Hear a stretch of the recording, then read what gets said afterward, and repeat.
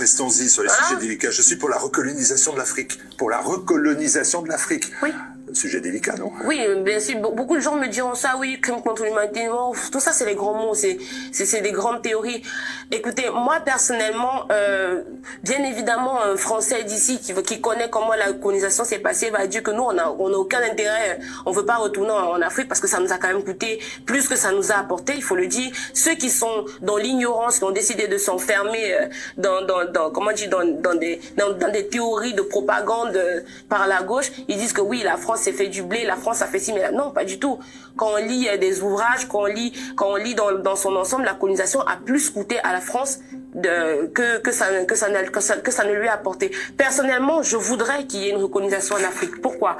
Parce que je sais que les Français en Afrique, au moins ils seront justes.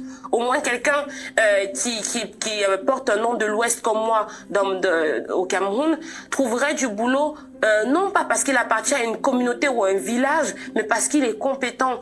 Je pense que il y aurait moins de corruption. Je pense qu'il y aurait un véritable ascenseur social. Je pense qu'il y aurait pas vraiment de fossé. Je pense vraiment à beaucoup de choses. Tout ce que je vois qui fonctionne en France, je pense que si la France recolonise, je prends un exemple pour mon pays, je prêche pour ma paroisse, si la France recolonise le Cameroun et remet les pendules à l'heure sur certains sujets, je pense sincèrement qu'il y a beaucoup de Camerounais qui ne partiraient pas de la France. Mais quand on dit la France aux Français, on peut aussi comprendre qu'on puisse dire l'Afrique aux Africains et pas aux Français et pas aux Chinois.